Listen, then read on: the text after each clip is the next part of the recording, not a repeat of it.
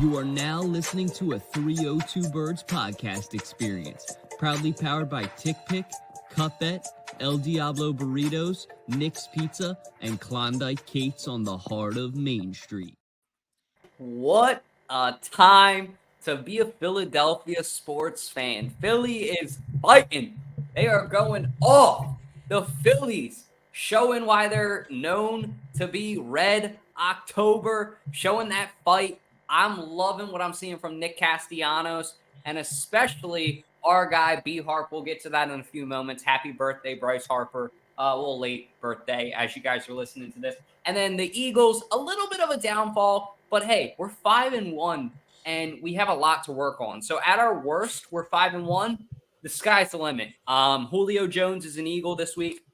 I am gratefully joined this week by Jack, Big Sean, Ballpark Tommy, Ash, Matt. I know Ash and Ballpark are going to be in and out. I'll be in and out.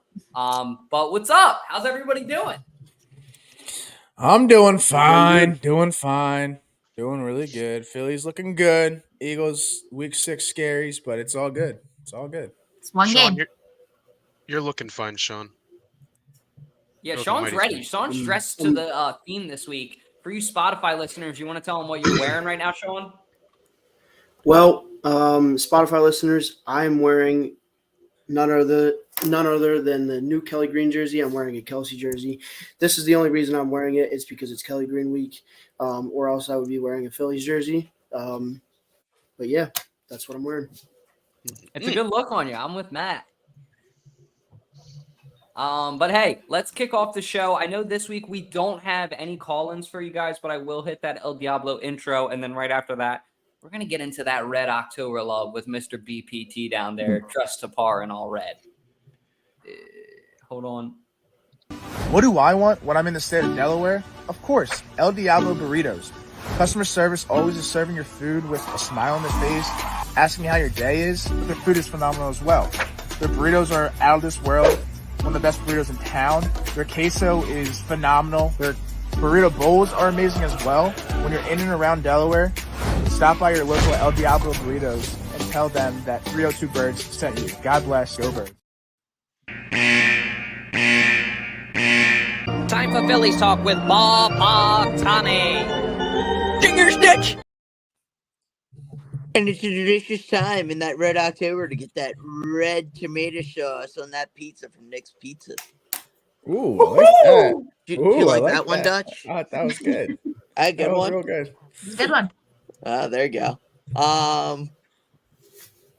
Where to begin with these Phillies? It's been a great week. I was at the game where they clinched against the Braves.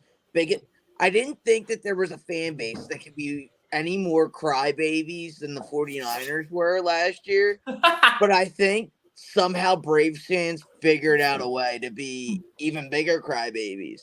Like, your guys didn't hit. You had 4 days off and didn't hit. We had 4 days off and set an MLB record for most home runs in a 3-game span. So maybe learn to hit. I don't know. Maybe, I don't know, show up in a big moment. Just a thought. It's great to play well over 162 games, but then all of a sudden when the lights shine bright, you can't figure it out. Dodgers haven't been able to figure it out, and they've been in the playoffs every year since like 2014 or whatever, and had the best record every year, and we're all crying foul all of a sudden. Grow up. Stop being such a crybaby. But it's been a great week. Absolutely mashing the ball. Bunch of great records being broken. We'll start with the birthday boy, Harper and Castellanos. First duo in MLB history to have 8 home runs in a 3-game span. Only other duo to have at least 7 was Babe Ruth and Lou Gehrig. Some pretty prestigious company that this team is in right now, with Schwarber tied Mr. October himself, Reggie Jackson, with most home runs by left-handed hitter in postseason play. Like, this team is playing at an absolute elite level that it's just mind-boggling. And it's everything we could ever ask for and more. a 10-1 or 10-0 win last night. I was at the game last night. It was phenomenal. I didn't get home till 2 a.m, but it was phenomenal. Sat in front of live casino with what I think the estimate was like 116,000 people were down at the ballpark, down at the sports complex last night between the Phillies, Germany versus Mexico, and then the Flyers game. And yes, I just sat there on Patterson Ave or whatever Ave I was on. I think it was Patterson I was on. We just sat. And then when we thought we were going to move, we sat some more. But once we got, everyone was going up 95 North. Thank God the exit for 95 South was first. As soon as I got on 95 South, no one was on 95 South. I got home real fast. But I digress. Phillies are killing it. They're back in Arizona tomorrow night. He up 2-0 in this series. He's looking like they are it. They're the talk of national media. They are this.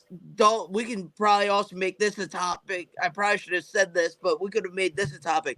All of a sudden, it feels weird, but I watch national media. They like Philly all of a sudden. Like, they're speaking positive. I don't know how to think about this. I don't know how I feel. I've never had the national media talk positively about us. Like, it's weird. It's a fun team to watch, right? I mean, how do you not like watching this team? And they're young. So, I mean, I'm with that, man. Harper, Castellanos, like you're saying, Castellanos and Harper with that insane record. They're fun to watch. And honestly, if you're ESPN and Sports Center, if you're not an idiot, you realize Philadelphia is one of the biggest sports markets. I mean, we consume our sports. So I think it's really fun to see for sure. Great point. So and not even. Go ahead, Jack. Go ahead. Oh, I was just gonna say. So you were at the game last night, Tom. So like, what was the energy like, man? Like 10 runs. Like, was it just a party, or did it kind of get quiet at the end of the game because people were just kind of like, let's finish this up? It was a party. I would say. I think it was the 6th inning where they put up the first 4 spot. It was a party then. Then it was like kind of a party, like for the 7th. Then by the 8th, people were just kind of like they were cheering along, but it didn't have the same gusto, ferocity, so to say, as every other game. Like when I was there for the Braves game where they clinched, that place was on edge until the very end. Granted, it was a nail biter. That game was a nail biter of a game. And same when I went to the Marlins, it was pretty much a nail biter up until Stott hit his grand slam to clinch. So last night, it being not so close, it wasn't like the 8th inning wasn't really a party. Then all of a sudden, the 9th inning came along. Like it felt like everybody took the 8th inning off and was like, "Okay, hold on, let me take a second here." Then the 9th inning came along. They knew they were going to win, and all of a sudden, everybody's like, "Just play the song already! Come on!" Like every time the umpire called a ball, that place erupted in boos because they just were like, "Just end this already!" Hey, because I just want to sing "Dancing on My Own." Who's your MVP so far of the postseason? The postseason in total, Castellanos, hands down. Is it just because he's been hitting dingers, or pretty much? Yeah, that's what constitutes an MVP in my book. He's been on an unbelievable tear. He's getting compared to the likes of Babe Ruth, Reggie Jackson. I'm trying to think of like other great postseason greats, but it's eluding me real quick. But you're getting compared to Reggie Jackson, Mr. October, or himself. You're doing something right in my book. So I would have to say him. But Nola's a close second. 3-0 with a .95 ERA. Or 9.8, my bad. ERA. He's close. Bryce, as much as I would love to, for every time he makes contact, it's either a home run or he's scraping the wall, pretty much, of another home run. He would be my MVP, but they just keep walking him because they're afraid to pitch to him. So somebody else had to step up. That's the only reason why I don't have Bryce as my MVP. Yeah, I think personally I would go with Nola. I mean, he is ever since the beginning of September, he has been a new pitcher, man. He looks like vintage Nola right now. And it is like, I think there's something in his head where he's like, if I don't pitch this well, like I'm not getting the bag. But there was also something that I read and I heard that they changed basically the way he's standing on the mound. And now he's a lot more comfortable because I guess he was aimed, I guess he was more closed off because he was trying to see the pitch clock. Mm-hmm. And it was fucking with his head a little bit. So now they opened him up a little bit. He's looking at a new pitch clock that's on the other side of the field, and it's allowing him to be opened up. So now he's like pitching back to like, where he's comfortable. Mm-hmm. Really interesting because like, he turned it around, man. If you looked at the stats before September to now, it is like it's night and day compared to how well he's been. I think, without him as our second, these playoffs would be a lot different. Well, even without the pitch clock last year, he was very similar. Like he was up and down throughout the regular season, but then all of a sudden the playoffs came around and he turned it on. And I think for him it's a focus issue. Like all of a sudden he knows it's a big game. I gotta focus. That's why Jack mentioned Jack Fritz. I love Jack Fritz. Jack Fritz is my boy. Hey, I listen to him religiously, like every day and all that, especially in Red October, him and James Seltzer. They kind of they call him Big Game Nola because when it's a big game, all of a sudden he can bring back the magic again. The magic comes back like it did in 2015. That ace during those dry years, those years where it was like, hey, I got Nick Williams and Tommy Joseph and Cameron Rupp behind the plate. But all of a sudden he can bring back that magic of what he had on those pitiful teams. And it's great to see. Like he's the guy we all grew to love because he was the light at the end of the tunnel, the diamond in the rough, whatever other cliche you want. He was our guy that we all kind of like went along this journey with the last like 10 years. Like he was supposed to bring us out of those dark times. And to see him succeed and hopefully, knock on wood, they can bring home a World Series, that would complete like this journey that we went on with Aaron Nola and be this great thing that we saw. Yeah, Sean, what's your confidence with this team, man? Like, what is it? Are you flying high, man? I'm flying high. I'm flying real high right now. I'm as flying high as this bird right here, baby. It's like the confidence level is through the roof. It's like I don't know what to say. Like, I mean, they're playing at an elite level, as Ballpark Tommy would say. The pitching as well. I mean, I was at the game 3 of the NLCS against the Braves, where they also scored 10 runs, and there was also 6 home runs. But that night, Nola pitched lights out again. He only gave up like 6 hits, 1 run, or I mean one run scored. It was just like he's pitching at an elite level. Zach Wheeler's on. Ranger Suarez is getting his stuff back. It's going to be interesting to see what they do in this game 4 coming up. Game 3, my bad. Game 3. I think they're going to start, Ranger, and then after that, they're going to start Taiwan. But, my expectations are through the roof right now. This is probably the most confident I've been as a Phillies fan since 2012, 11, like when we're actually pretty good. Last year was I thought it was just going to be like a 1-year kind of thing. 1-year magic kind of thing, but obviously they're not. They just keep on adding these pieces, and it's just they're young still too. They're gonna have all these guys for the next decade, really. So, they're gonna be a good team for a while. So I got a question. Oh, I got a quick question, and then it's gonna be brief. So I've been wearing this T-shirt and these shorts since the playoff series, right? It's all clean. I haven't washed it yet. Not what I'm wearing right now. I have not washed it yet, right? I'll be with my girlfriend on Saturday, right? Game 4.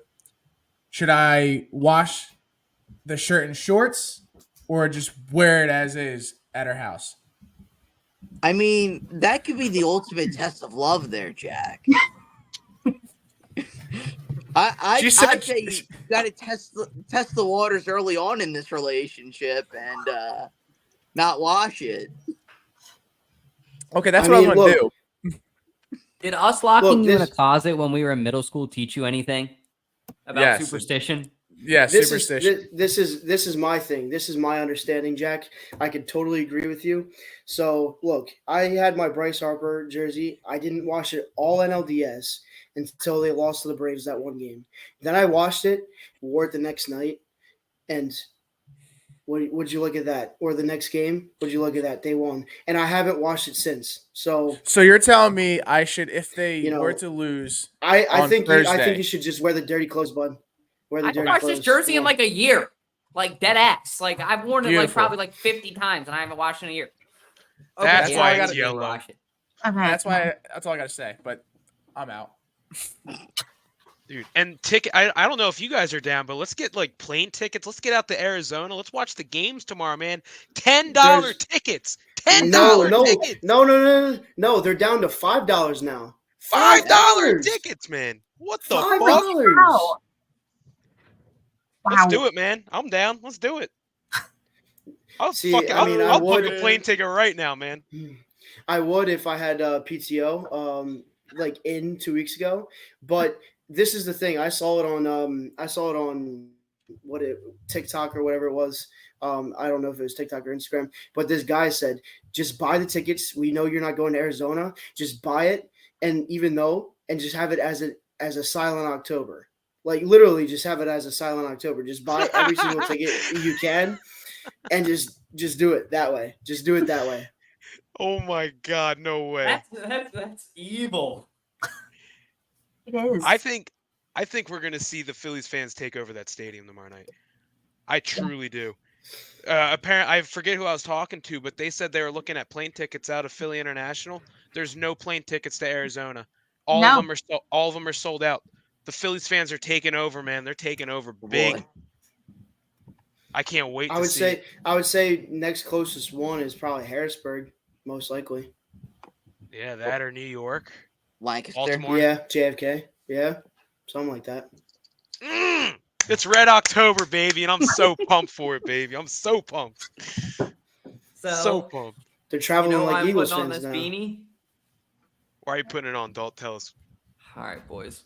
We are getting ready to go on. He shoots, he scores!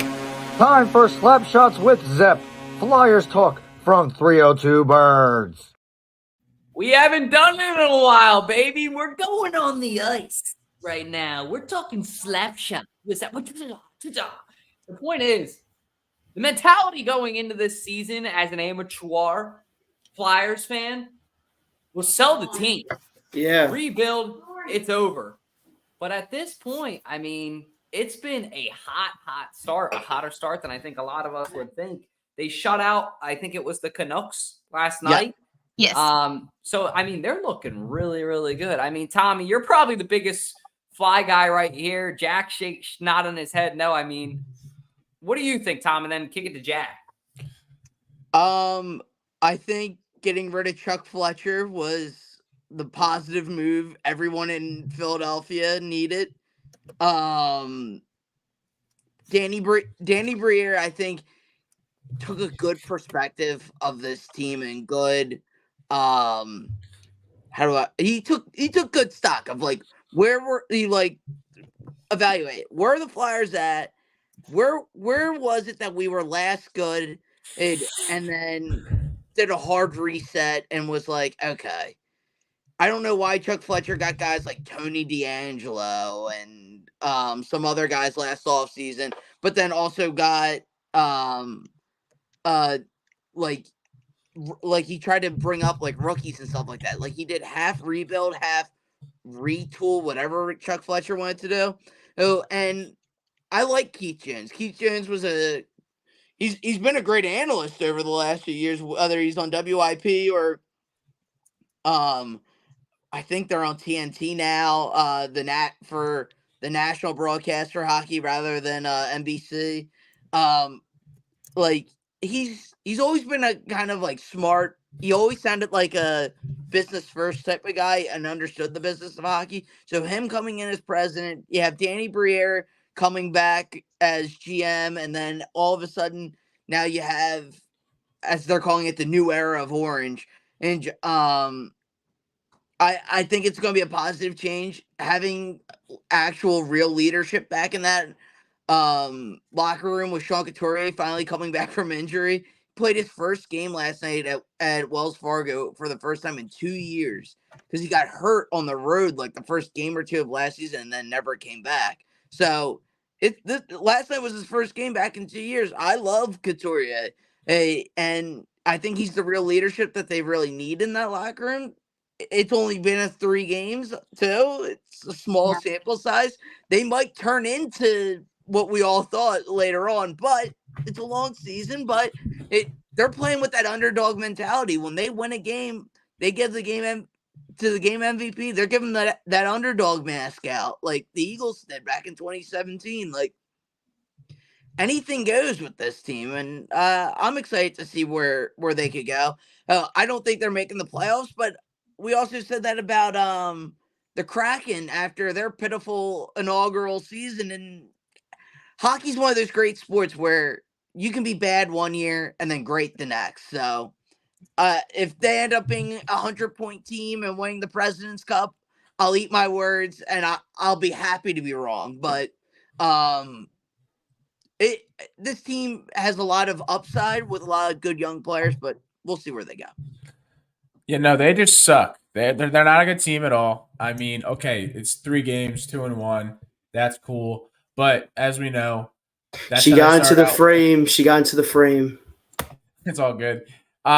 We saw this last year. They had a hot start beginning of the season, and then they kind of just fell down from there. So again, just like the Sixers, we know as Philadelphia fans that they're not going to last past the second round. I mean, these Flyers, okay, maybe they made some good changes. Maybe it's helpful, but who knows? I mean, we know they're not going to be in the playoffs because they just suck that bad. Yes, it's the first couple of games, but other than that, I mean, this team isn't good. This team is not good at all. Yeah, if I can take this one next, yeah, it's sure we're 2-1 in 3 games. But they went a pretty decent stretch at the beginning of last season. I tried to find the stat. I couldn't find it when I was quickly looking, but we won multiple games in a row. And this was like when like the Eagles were undefeated and the Phillies were in the World Series, like everything was going perfectly for Philly sports fans. And then they just did that that nosedive that we know that they can and probably will do again. I think it is going to be years until the Flyers are consistently halfway decent. Jack's telling me about 5 years, at least. So they are not. No, they're still going to suck this year, 100%. I think you guys need to have a better outlook on life. You know what? Like, thank you, Matt. The boys are 2-1. Like, let's just be happy for them. You know, everyone thought they were going to start out terrible. You know, and here they are. They're 2-1. Let's just be happy for them. You know, they're competing with teams that honestly I never thought was going to happen. And you know, let's just like live it up while we can. You know, like times are good in Philadelphia. You got the Eagles 5-1. You got the Phillies killing in the playoffs. You got the Flyers 2-1. I mean, like, there's no other better time to be alive. As Sixers, who knows what they're gonna do? I mean, but we're just not gonna talk about that. You know, it's just, you know, Flyers are 2-1, man. Let's not say that they're the worst team in the NHL because right now they're statistically not. Correct. I think it's just because I like your attitude, Matt. Thank you. I appreciate it. Sean, were you saying something? Yes, I was. I was saying, I think it's just because it's the new era of orange, baby. Their burnt orange is back. I love the New Jerseys. I wish there was a black outline on the numbers. But, yeah, there's nothing really to take away that they're just 2-1. I mean, they beat some good teams. They beat the, Canucks. And then I really haven't really been paying attention just because they've previously been bad. But, yeah, no, they're a really good team so far. So far, hopefully they could just continue to be good. I like Travis Konecki. I like Couturier. I like I like Brink. He's pretty good. Um, there's a lot of good players on this team, and I feel like I don't think it will take 5 years for them to be good. I think it will probably take anywhere from 3 to 4 years, maybe. But yeah, The time is now, baby. The time is now. That's all I'm saying. The tides are shifting. I guess winning is contagious in Philadelphia. Yeah. It is. That's a good point. Sorry. Flyers, whatever. I guess, Sixers, disappointment as well. But how are we feeling about James Harden, not showing up? Not showing up to practice, not participating. He participated in one practice, I think. I mean, dude, I just get out of Philly. We don't want you here. You obviously don't want to be here. So get out. We don't want this bullshit about, I'm not going to practice. All this. No, get out of my city because we don't need you. We can rebuild another way. I'm just tired of this bullshit with James Harden because what has he done for us really that we can be proud of as being Sixers fans? I can't really put my fingertip on it at all. He had 51 points in a playoff game last year. Okay. What happened to the playoffs? What happened to the playoffs? I'm being the devil. I'm being the devil's advocate. Matt. They did not make it past the second round. Cool. 51 points. Awesome. Joel Embiid won the MVP last year. What did he do in the playoffs? Nothing. So at this time, I am an upset and pissed off Sixers fan, as I should be, because we have been trying to change it up a little bit with coaching, with new players we added, and it hasn't really got anywhere for us. So why waste my breath on talking about these pitiful Sixers that just seem to upset me every year? So Sorry. in my opinion, no, I mean, you're right to be depressed about it. You're not wrong. It's been a long ride. We've trusted the process. Somebody texted me the name Sam Hinkie today and trusting the process. That's a throwback. The thing that confuses me back though on James Harden, it's like he talks about how he likes this new system. Then he praises it. Then he talks about how he wants to leave because it sucks here. Then he talks about how Nick Nurse is a great coach and how Nick Nurse is great and the new system is great. And then he follows it all up by saying, yeah, but anyway, it still sucks here and I want to leave. So it's weird because the talks around the Sixers organization and the front office are, he's been a great teammate. He's been phenomenal to practice with, all these things. But then when you hear things like this, you're like, dude, are you in or are you out? He's half in, he's half out. And I think for me as a fan, that's kind of the part that's throwing me off because James Harden is a personality. And I mean that as a compliment. But you want to know whether or not you're going to have that personality in your locker room going into the season. I mean, basketball season is going to be here in 2 to 3 weeks before we know it. The NBA is ramping up. If not next week, I don't know. But the point is, it'll be here soon. So you got to get this team gelling, especially because expectations are high. The clock is ticking with Embiid. We all know that. So it's just frustrating as a fan with this half-ass shit, being candid. Yeah, I don't know about you guys, but I kind of like the move of bringing Danny Green back. I think us as Sixers fans have been really scarred about everything that's happened in the past, 5 years, getting our hopes up every season and just going to shit. But I do think that there's a lot to look forward to this season. We forget about how good Tyrese Maxey is. We forget about, Joel Embiid was the MVP last year, and I understand, he hasn't been great in the playoffs, but Nick Nurse, he's not gonna bitch down, man. He's literally going to make sure that his best players are playing as much as they possibly can. I think he's going to be great for this organization. And like you said, Jack and Dalton, everyone just fuck off, Harden. We don't need you. Give Maxey the ball more. I cannot wait to see what Maxey does this season. Kelly Oubre, he's having a great preseason.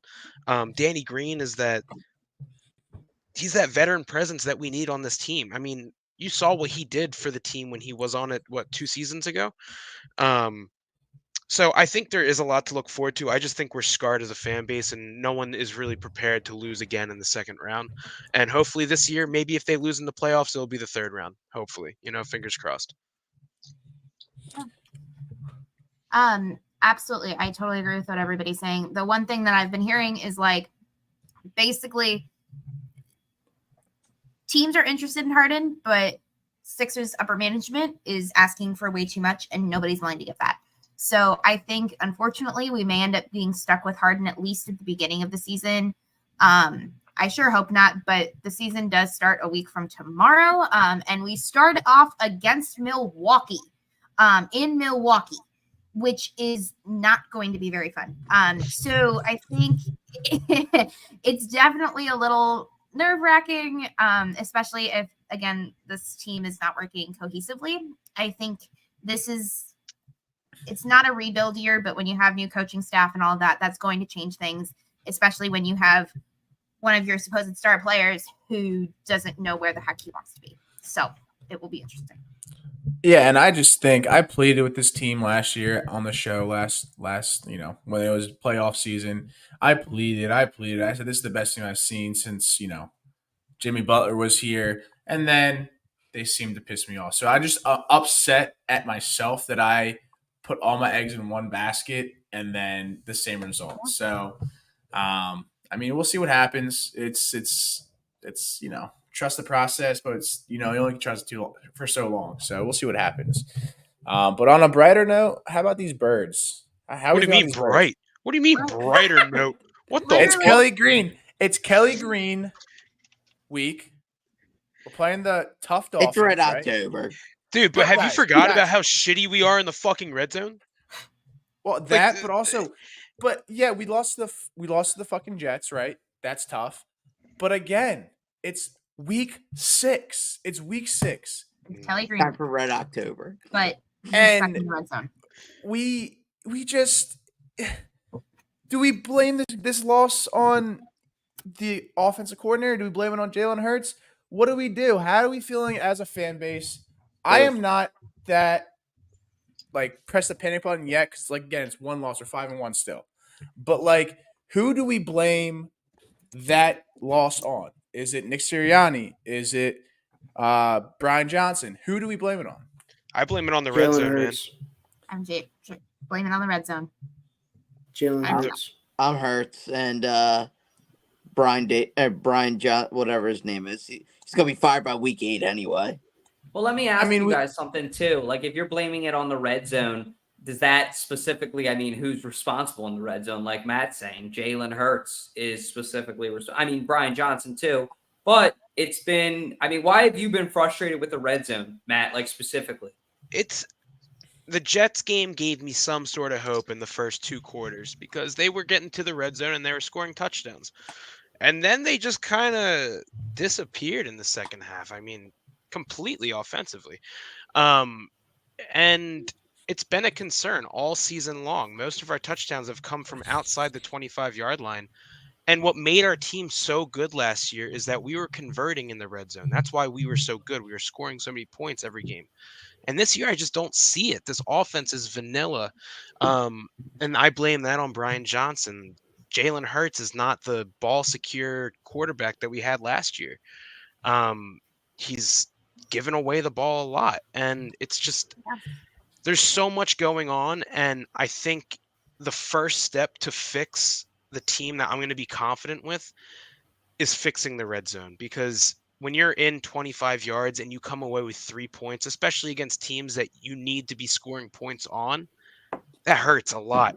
If we have red zone issues, and I know we're going to touch on it when we talk about the Dolphins later, but if we have red zone issues against the Dolphins, we're screwed. Because we need to be efficient in the red zone. We need to be.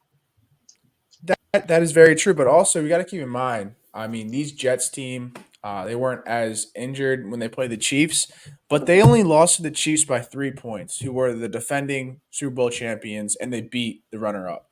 So the Jets weren't a bad team. It goes to show how much we miss Shane Steichen and how much of versatile he was as a coach. And I mean, do we think Jalen Hurts is? Do I think Jalen Hurts is regressing? No, I just think he's making poor decisions. He's had 7 interceptions the first 6 weeks. And what do you have like last year? Like I think he had a total of 7 last year. 6, I think. 6. Yeah, something Yeah. like that. So I mean, some of the play calling, whether it's, they've been talking about whether Nick Sirianni takes back over the play calling for us. I don't want that to happen. Again, like Brian Johnson was a quarterback coach last year. So this is his first year as an offense coordinator. So we'll see, how this, I mean, it's really going to go to show how the play calling for Brian Johnson goes the next, 5 weeks during this gauntlet. Because, I mean, obviously I'm not happy with this loss to the Jets. We shouldn't have lost. But at the same time, I'm not stressed. I'm not freaking out, oh, our season's over. No, I'm not. So, I mean, we'll see if they can change it up. I know a lot of it was weird to me that Nick Sirianni didn't really talk to those players after the game. It was just kind of like Jalen Hurts, Jason Kelce talking to each individual, holding each other accountable, which I think is good to have in the locker room. Yeah, I think it's definitely been frustrating. And I said a couple of different times that the red zone is our biggest problem. And I really thought that last week was going to be the week that they put it all together. The play calling minus in the red zone has gotten significantly better. I don't know what happens as soon as we hit that red zone, but things have been falling apart. And it was incredibly frustrating. I couldn't even watch the whole game. But just getting updates from you guys and updates from my family, just about how incredibly frustrating, and watching the highlights. I mean, we completely deserved to lose that game. We'll talk more about like the specifics of the game in a little bit, but if we don't fix the red zone, we're done for. Because the red zone is where, sure, you can make those long plays, great. But if you can't go back to kindergarten and do the fundamentals, we're done. Yeah, and I'm gonna harp on it until the day I die. We gotta play 4 quarters of good football, and we played 2 quarters last week. Like I don't think we've had a game this season, where we've played 4 quarters of good football, and that's a matter of play calling. It's a matter of just making good decisions on defense, on offense, and I still haven't seen that yet. I think if we have better play calling and still perform in the red zone, and have, a good 4 quarters, it's going to change our season around. But until we have that, I mean, it's kind of like uneasy. I'm kind of uneasy right now, how I'm feeling. I was so confident in these Eagles going into the offseason, or preseason, whatever. Now I'm like a little uneasy. Like I said, I'm not pressing the panic button at all, but my confidence has kind of went down a little bit after the game that we saw on Sunday. I think that's fair to say. Like that Jets game, we talked shit last week. Like we talked some serious shit, and it should have been an ass whooping. I think Jack, like he said, his biggest week 6 takeaway, Shane Steichen. How much we long and miss him, and I think that's a great one. My week 6 takeaway is like Ashley just said with the red zone. But let's tie it to Julio Jones. That signing too, break that down. I think that he'll help in the red zone. To any, of these fans that are saying like Julio is about to change, the Eagles, or Julio is washed, you're both wrong. The real truth is Julio Jones is an okay receiver that's going to come in on a 3rd down or when we're in the red zone and do what he's good at, those 50-50 balls. I know all my Philadelphia Eagles fans remember that walk-off win that the Falcons had against us in, I think, 2018 when Julio burned us. That doesn't touchdown. help your point. He's a bad man, is my point. And the thing that really helps my point, him and A.J. Brown are buddy-buddy. So worst case scenario, you get an elite slot wide receiver that's only going to help bring up the chemistry in the locker room and bring a veteran leadership. Yeah, so, my biggest concern with this duo is we've seen twice on the sideline, A.J. Brown's bitching of not getting the ball. I feel like Julio Jones is going to be that same kind of mindset. He wants the ball. which is good to have as a receiver. But at the same time, we don't need you to be bitching. You're not getting targeted at all. We have a really good receiving core.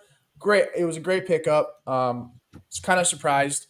But like, I don't think it was the pickup we needed. We need some secondary players. We need some linebackers.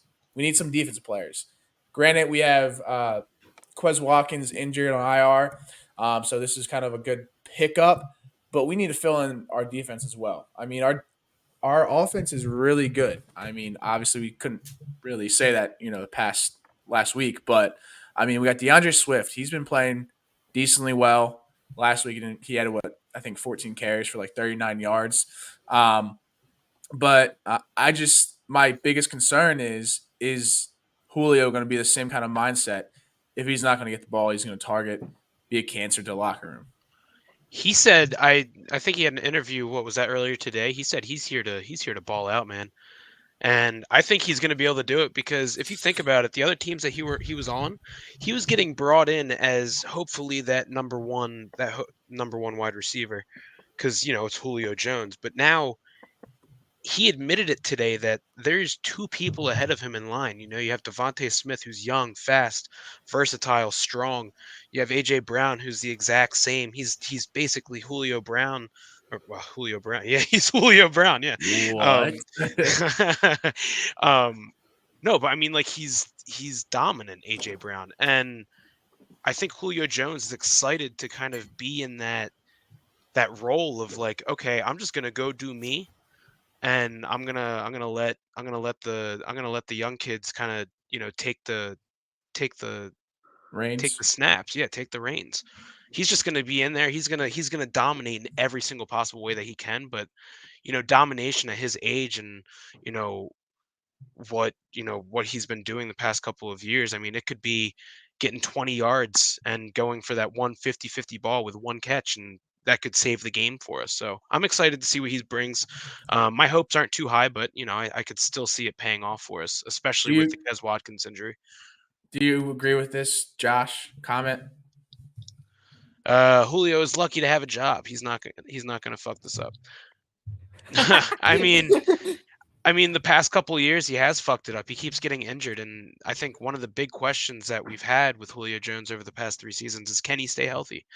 And I think with a lesser snap count with being on this team, I think he's going to be able to stay healthy.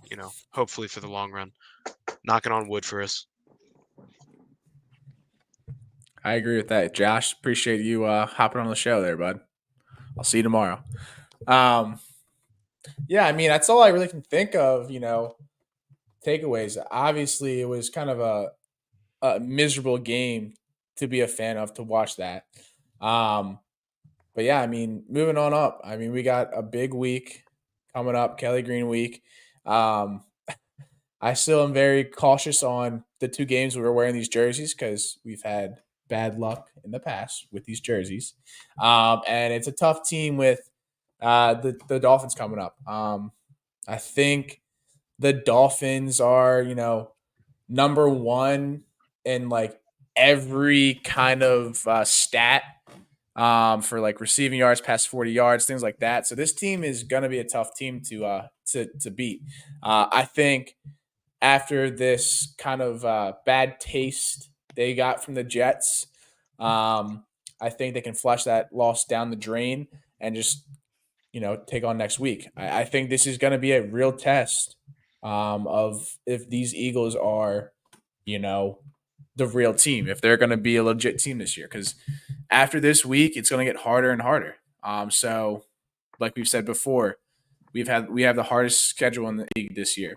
So these next 5 weeks with these opponents we have, it's going to be tough. But I think we can hang in with the Dolphins. They're a really good team this year, but I'm not too worried.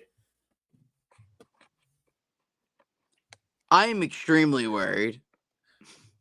Why is that? They're the we have the U.S. track team going up against us because they have the fastest wide receiving core going up against a team that is hobbling hobbling just to the starting blocks.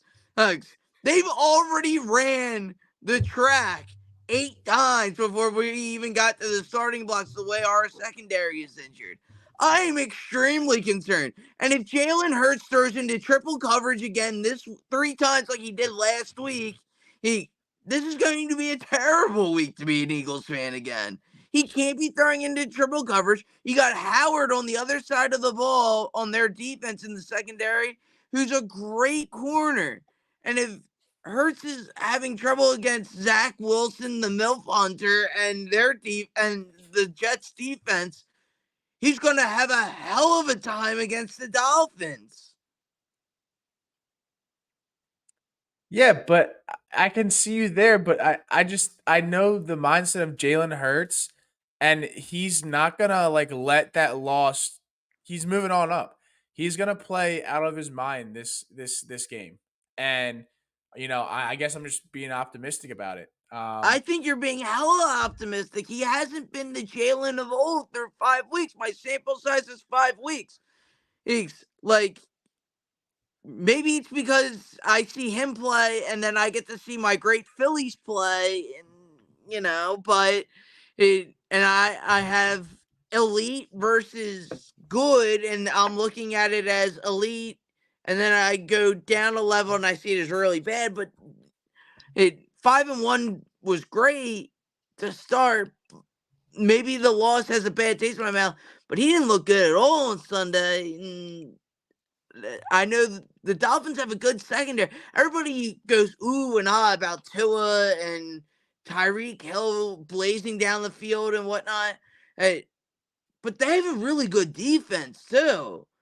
And that's what concerns me is him making poor decisions again. I know this is but not really off the topic. Do you think? I think I know the answer. Do you think the Bills defense, the Bills team as a whole, is better than the Eagles? The Bills team as a whole? No. Nope. Okay, so yes. I ask that question because we saw the Bills won 48-20 against the Dolphins. Yes. And like you just said, we're a lot better than the Bills. I wouldn't say we're a lot better than the Bills. That's an exaggeration of what I just said, but. Well, you say we're better than the Bills, clear, right? but it's not, like a big gap, right? I think it's clear the Eagles are the better team on paper, and I think that they're the better roster. They have the better record. I still trust Jalen Hurts more than Josh Allen, who, from week to week, he can either have his head up his ass or he could be Jesus Christ as a quarterback. Like, there's no in between with Josh Allen. And we've seen. Is that what you would say to him as a coach? Hey, son, get your head out of your ass or play like Jesus Christ. Thanks, Coach Salucci. That's not what I would say as a coach. It's me giving my very technical analysis. But again, I think Jalen Hurts is going to pop off because this guy who's playing against across the line in Tua, he took his job in Alabama. So he's going to be pissed. He is going to be pissed. And I don't think Jalen Hurts is going to I don't think he's going to play out. I think he will. And at 9:57 on Wednesday night, Jack Dornan said this. Jalen Hurts is going to have a better game than Tua. All right. I hope you're right. How many yards do you think Julio will have? Julio's not going to play. He's still in the practice squad. No, I think he'll play, but he won't get a lot of reps just because he doesn't know the playbook yet. What were you saying, Matt? I just want to hear Jack's shitty bet. So, like, you're saying Hurts is going to play better than Tua. So, what's your parlay looking like? I want to hear it. I need this for my mental health. I just need to know what you're feeling this game. Oh, you made me put it away earlier. Just go off the rails. All right, how many yards are you feeling Hurts is having? How many touchdowns? What are you feeling? Okay. This is what's going to happen. Jalen Hurts is going to have 300 passing yards. 300 passing yards. He is going to have one rushing touchdown, and he's going to throw for 3 TDs. No, 2 holy TDs. fuck! through 2 You're saying TDs. he's gonna have it. He's gonna through 2 TDs. Okay, I was 2 like, TDs. wow. One's gonna be to AJ Brown, and then the other is gonna be to Dallas Goedert. Okay. And then DeAndre Swift is gonna rush for 120 yards. Oh my God. You're saying that the Eagles are gonna blow them out or what? Like they just lost to the Jets. That was the Jets Super Bowl. In my opinion. Yeah, but Sean, as we've seen in the past before, the Eagles they play really shitty against really shitty teams, and they play really well against really good teams. So that is true. That is very, very true. But in my opinion, he's throwing at this rate. I wouldn't be surprised if he throws another interception this week. And then he gets like maybe 175 yards passing, 150 yards rushing, something like that. Maybe a rushing touchdown. But I don't think he's gonna throw for 300 some yards. I think this is gonna be a really high scoring game. Like I think it's gonna be a good game. Yeah, I mean, we have the oddball that the Dolphins won by 70 or 50 points. That's not gonna happen. But I think it's gonna be, 35 to 28 Eagles. So you're saying the team, the Dolphins team that has put up 45 plus like 3 times this season, we're gonna hold them to 28 points with with our top cornerbacks down. Yep. Is Jalen Carter even playing this week? Do we even know?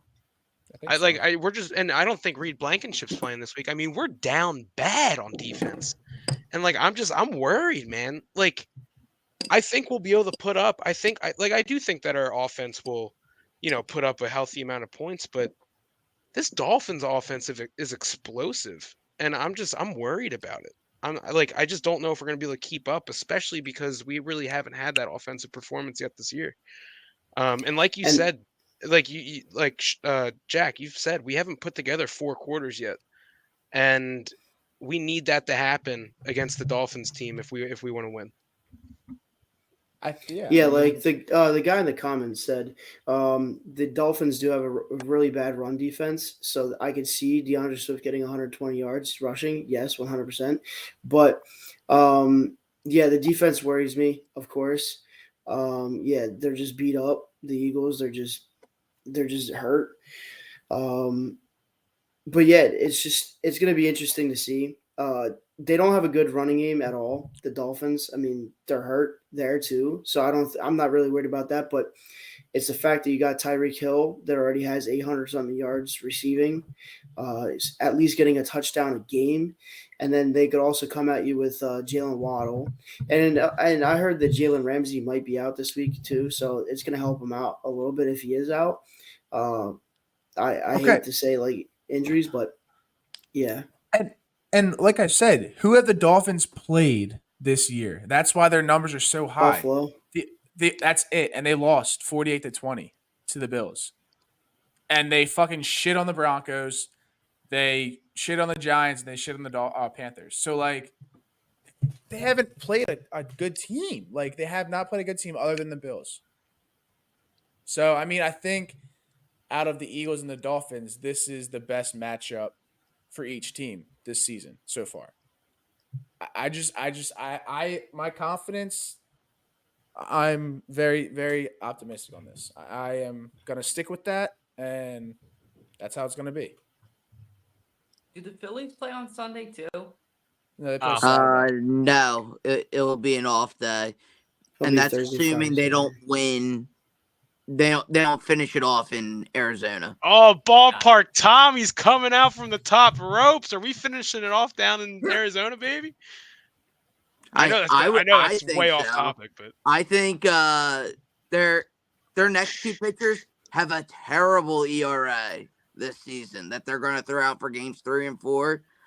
And considering how they just absolutely raked against their 2 aces. All right, Tom, we're talking about the Eagles, not the Phillies. So let's digress. I know it was coming at some point. Let's digress. It was supposed to be a quick question. Which team has a better winning percentage right now in the month of October? Technically the Phillies. Tell me. Wait, what is the winning percentage? Yeah, and but what is Tom, the winning we already percentage? hit Can the I know Phillies that? talk, Them so compared. that's That's done. kind of Get outta related. here. What the Eagles are 5-1, so out of 6 games they won 5, so that's like 80. And that's including September. I'll give you September.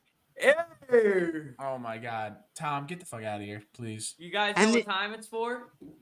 Trivia, baby. Give me that trivia. Give me that trash. Hurry up. Time for everybody's favorite part of the show, 302 Trivia, with your host, Jack Dordan, the mayor of Delaware. Thank you to Fantasy Football Network, right? That's who sponsors, right? Or is it cut? I don't know. Time for everybody's favorite part of the show, 302 Trivia, with your host, Jack Dordan, the mayor of Delaware. Sorry, I'm out of practice. We haven't done it in 2 weeks. My bad. But tonight's question we have, thank you, TickPick, for that sponsorship. Tonight's question we have is, which NFC West team was originally in the NFC East? Which NFC West team was originally in the NFC East? And the year spans from 1988 to 2001. And we have A, the 49ers, B, the Los Angeles Rams, C, the Cardinals, or D, the Seahawks. And I guess this is accurate. I don't know. Yeah, but as of accurate. right now, the scoreboard we have is Fans with 3. We have Matt with 5. We have Tommy with 5. We have Dalt with 3. Josh with 3.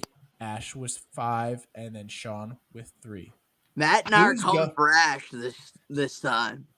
Who is going to win tonight Me. on the team? I'm going to win. We'll give you the answer at the end of the show. Fans I already who are know I listening- won. Fans who are listening right now, please put your answers in the comments. Thanks. I already know Yeah. I won, Jack, because the fans are telling me that I won. Did you tell them your answer? No. No, I didn't even tell them my answer, but they're writing in the chat. You better not get it wrong. No pressure. I already sent Jack my answer. And judging by that goofy ass fucking smile he has on his face, I got it right.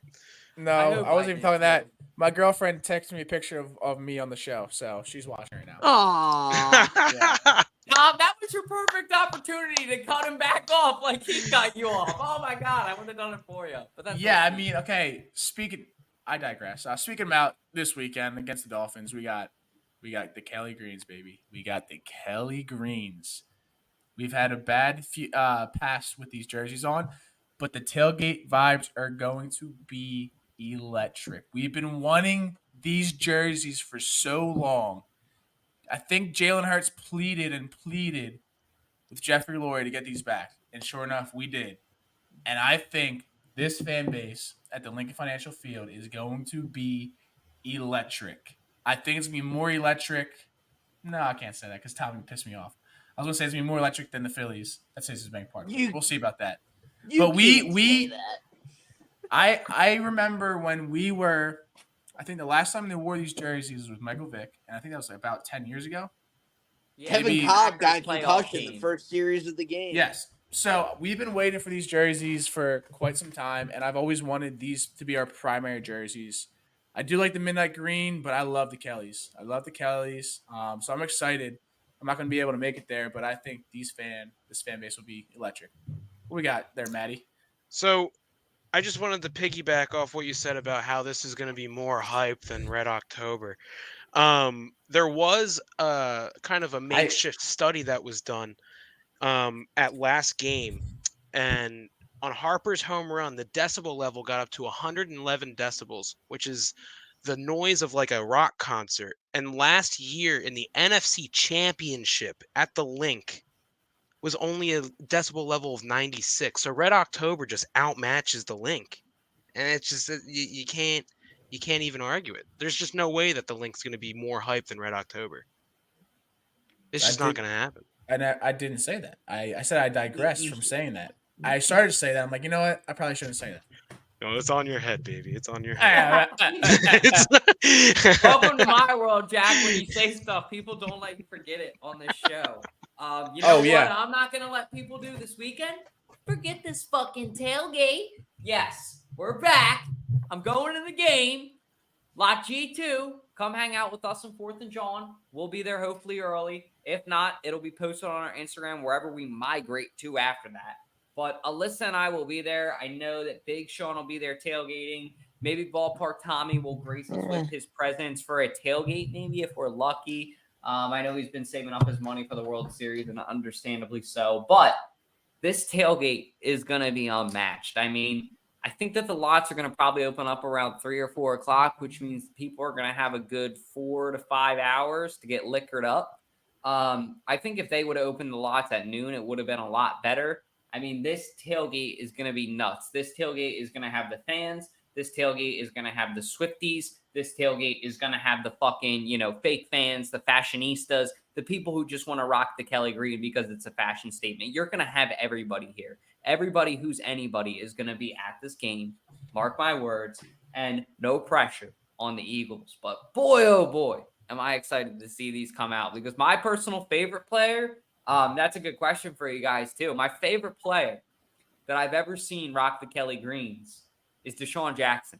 Now, obviously, they didn't get the Kelly Greens with the black stroke on the text on the outside, the black outline. That is clean. That is hot. But, I mean, I want to start with Jack, and then we'll kind of just go round table. But who's your favorite player you've ever seen, like, I guess, in the Kelly Greens live? So, I mean, live, or I guess you can say the 90s if you want. I mean, just for simplicity. I'm not going to say the 90s, but because I was a thought in my parents' head. But honestly, if I'm going to be honest, I really do love seeing my boy Mike Vick wearing those Kelly Greens. And then I do have a jersey. I think I have one of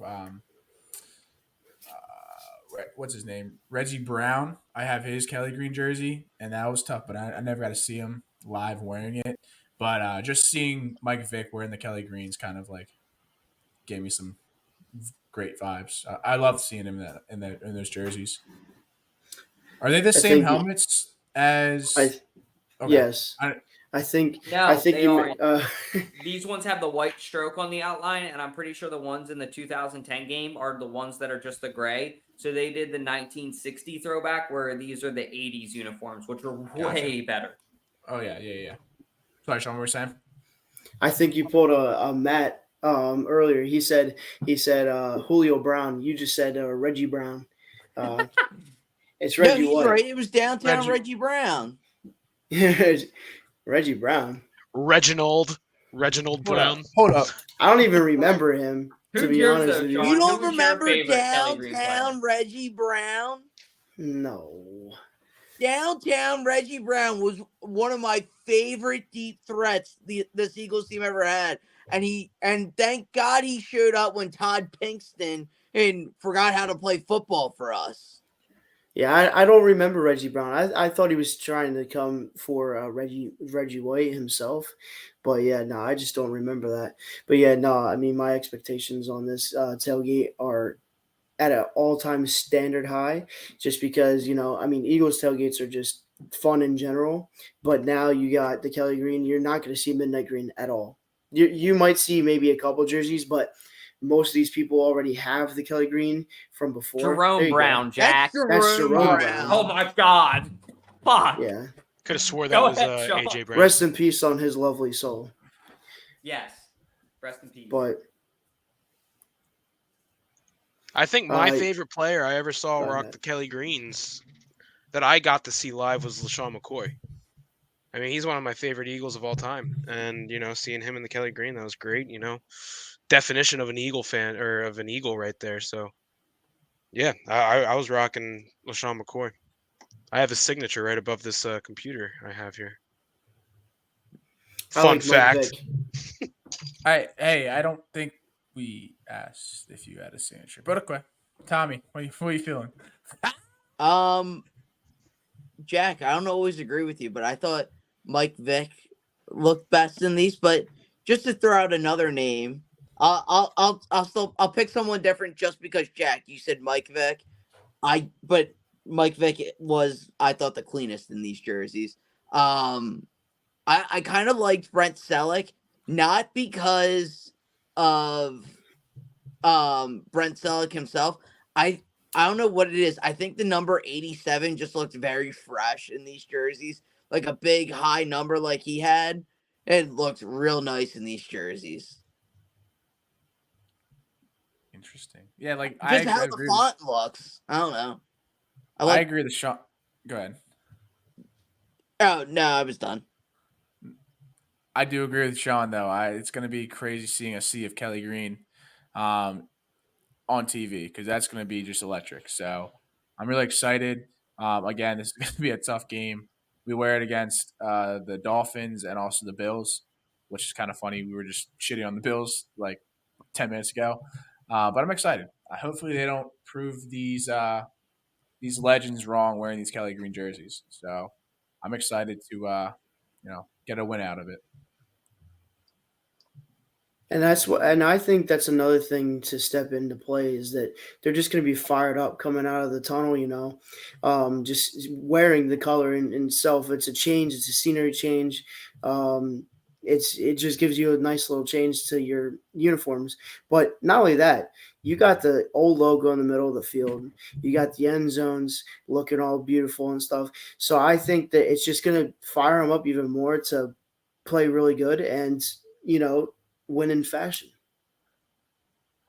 All right. Well, we got to do is a trivia. But before we get to it, Tony, the question was, which NFC West team was originally in the NFC East? 49ers, Los Angeles Rams, Arizona Cardinals, or Seattle Seahawks? So if you want to redo your answer before we reveal it, put it in the chat if you're still watching.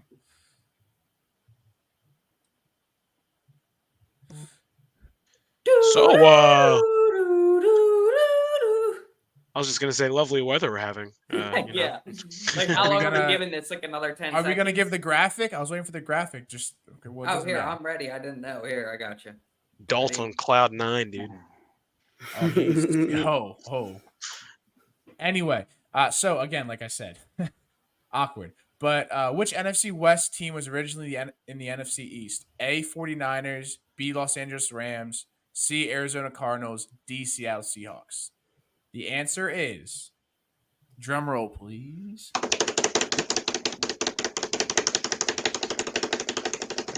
Arizona Cardinals. Yeah, bitch! Arizona Let's Cardinals. go. Till 2001, though? That's wild that was in our lifetime because, like, I don't remember that. I don't remember that either. We also were like 3 there, Ditch. Do our parents remember that? Like, my parents don't really hate the Cardinals. Like, do yours? Like, my dad could not give a fuck. I mean, obviously, I gotta give credit. I heard this on WIP today. It was an old guy, probably my dad's age, and he brought it up. I did not know that at all. Like, I was like, holy shit, they were in the NFC East? Like, damn. But yeah, it was Arizona Cardinals. So with the team, what we got, Matt Friedkin, Cardinals, correct. We got Sean, the bodyguard, Seahawks. We got Ash, who's not here anymore. She said the Rams. Yes! Let's go! Yes! And then we got Tommy Tom, 10 Toes Tommy. He said the Arizona Cardinals. Let's go, Tommy. Let's go, Tommy. Let's go, Matt. We're ahead. Dalton is correct. He said the Arizona Cardinals you, as well. So now we have, go back to the graphic. So we'll update this for next week. But we got Matt Friedkin from the Galaxy. Friedkin, dude, you say this every fucking week. It's Friedkin. Oh, I always call this Friedkin. Whatever. Fri- Matt Friedkin. You're getting on freaking nerves there. Matt Friedkin from the Galaxy Above, from that picture he sent on his Instagram. He is at 6. We got Tommy 10 Toes Tommy with 6. Dalt with 4. Ash with no, she got it wrong. And that's it. And then I'm not sure if we had anyone in the comments. The TikTokers said Arizona. Okay, so all right, they got it. So yeah, we'll give it to them. That counts. Tony, I'm sorry. I'm sorry, bud. You were wrong. But yeah, I think that's all we got. What's that? One thing too. We just released some new Halloween shirts. We're partnering up with Swagger Sports, so if you guys want to check them out, the link is in the video. It's on your Facebook. Halloween shirts. It's in the description. Go buy one. Go cop one. They are awesome. They have all 4 Philly mascots on them. I just got one today. I'm super excited to wear it. We're doing them for a limited time. And also come tailgate with us this weekend. Lot G2, come hang out, say what's up, do an interview, come be featured in the vlog, the Kelly Green vlog. But that's all I got. I'll kick it to Jackson to do what he does. Also, one last thing. I'm sure we'll hit on this, but within the coming months, maybe weeks, we have this new thing called 302 Birds Unleashed. I'm not sure when we're unlimited. Sorry, 302 Birds Unlimited.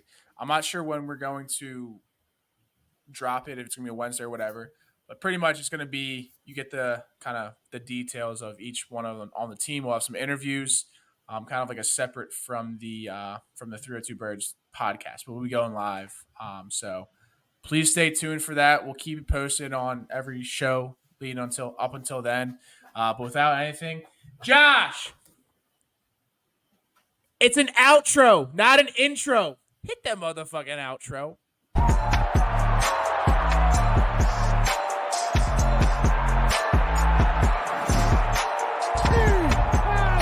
Dingers, Dutch. Matt Fredkin. Go Birds. Go Phil.